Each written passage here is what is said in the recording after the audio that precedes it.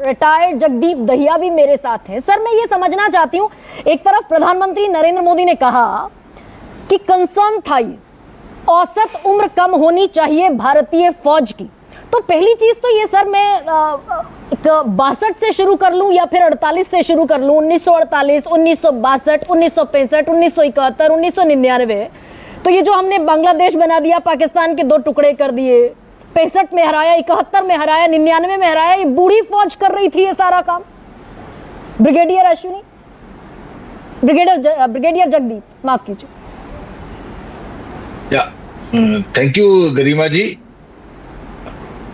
आपने ये बिल्कुल दुरुस्त बोला। जो आपने पुराने जो युद्ध हुए हैं उनका जिक्र करके, और हाल के भी जो कारगिल में लड़ाई हुई, उससे पहले उसके बाद भी जो गलवान में भारतीय सेना का जो प्रदर्शन रहा है और चीनियों को जो हमने खदेड़ा है, और वो गुत्थम गुत्थे की भी लड़ाई थी, तो वो उनकी एक तरह से तौहीन नहीं है कि वो क्या वो जवान फौज नहीं थी, क्या वो अपना कार्य पूरा नहीं कर पाई। जो भी टास्क कभी भी जब भी इंडियन आर्मी को दिया गया है उन्होंने उसे पुरजोर निभाया है।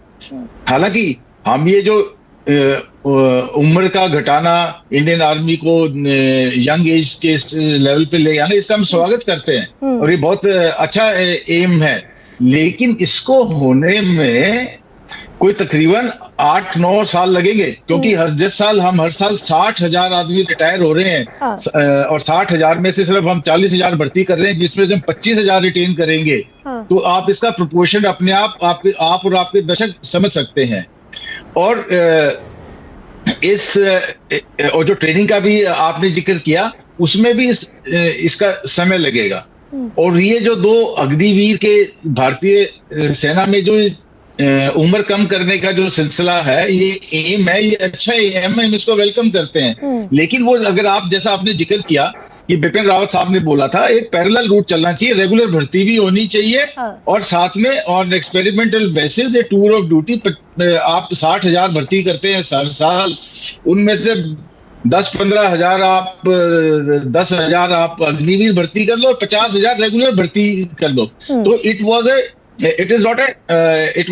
a transitional change which would have smoothened the process over a long time। और जो अप्रिता जी ने बोला कि हमें हमारे देश के जवानों को एक मौका देना है अनुशासित जीवन जीने का, और फिर उसके बाद उनको, क्योंकि वो नंबर बहुत कम हो जाते, वो नंबर 10,000 हो जाते, वो नंबर 10,000 हो जाते, तो जैसा कि बाकी उनकी जो एग्जिट सेटलमेंट भी उनकी अच्छी हो जाती। अच्छा, लेकिन ये तो पूरा ही एकदम से पूरा नक्शा बदल दिया। आज प्रधानमंत्री ने ये भी कहा कि ये सेना का ही प्रपोज्ड रिफॉर्म था, सेना ने प्रपोज किया,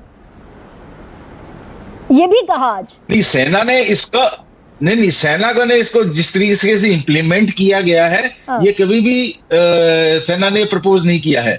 इसके अलावा कारगिल रिव्यू कमेटी का जिक्र हुआ, कारगिल रिव्यू कमेटी में भी ऐसा कोई अग्निवीर स्कीम का कोई भी कहीं भी जिक्र नहीं है।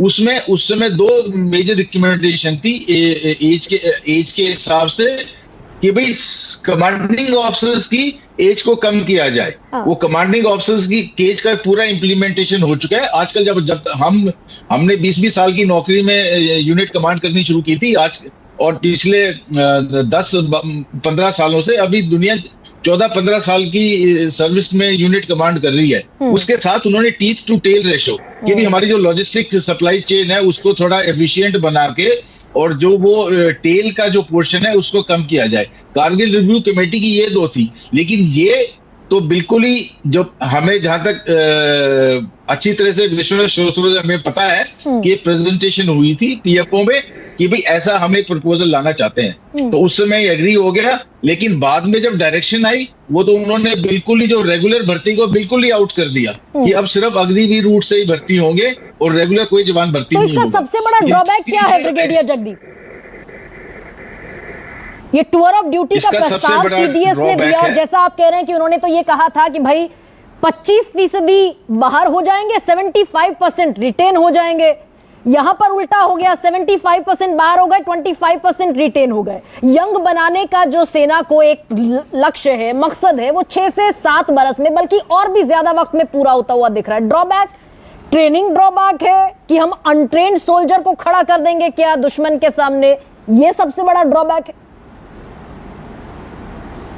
मैं आपको एक बार फिर से बता दूं, 25-75% वाला जो हिसाब था वो ये नहीं था कि 75% रिटेन किए जाएंगे। उस समय अगर भारतीय सेना में 60,000 की भर्ती होती थी तो उसमें से 45,000 रेगुलर भर्ती होगी। वो रेगुलर लॉन्ग करियर के लिए इंडियन आर्मी में आएंगे। पहले दिन से और आखिरी दिन तक उनको सारी सुविधाएं मिलेंगी, फौज में नौकरी करेंगे, अच्छी लंबी ट्रेनिंग मिलेगी, सारी सुविधाएं मिलेंगी, उनके पेंशन मिलेगी। तो रेगुलर ये पैरेलल रूट चलना था और पैरेलल रूट को छोड़ के उन्होंने सारा का सारा रास्ता सिर्फ अग्निवीर का रास्ता अपना लिया। और इसकी सबसे बड़ी खामी जो आपने जिक्र की है वो ट्रेनिंग की। ट्रेनिंग में 6 महीने की ट्रेनिंग में कोई जवान तैयार नहीं होता, वो सिर्फ एक यंग सोल्जर ही रहता है। यंग सोल्जर से वॉरियर बनाने में उसको 6 से 7 साल लगते हैं। 6 से 7 साल उसकी रेजिमेंटेशन होती है। उसके अलावा जो 6 महीने में सिर्फ बेसिक ट्रेनिंग दी जाती है, उसके बाद वो किसी टैंक का क्रू बनता है, किसी आर्टी गन की डिटैचमेंट का हिस्सा बनता है और किसी मिसाइल लॉन्चर का हिस्सा बनता है। वो जो एडवांस ट्रेनिंग होती है उसको भी कम से कम 5-6 साल लगते हैं, तभी जाके वो एक परिपक्व सोल्जर बनता है। और जैसे कि अब भारतीय सेना में ये 2 वर्ग बना दिए कि एक रेगुलर सोल्जर का और एक नॉर्मल सोल्जर का। अब ये दोनों आपने भारतीय सेना में फर्क ले आए इसके। और अभी जितनी भी अभी हमने भारतीय सेना से भी जो स्टेटमेंट्स आई हैं वो कहते हैं कि सब खुश हैं, सीओ भी खुश है, कमांडिंग ऑफिसर भी खुश है, जीओसी भी खुश है, कोर कमांडर भी खुश है। अरे भाई, जब अगर ये दोनों खुश हैं, कोई फर्क नहीं है, तो एडजुटेंट जनरल ब्रांच ने क्यों अलग से लेटर जाहिर किया कि भाई अग्निवीर को ये ड्यूटियां दी जाएंगी और बाकी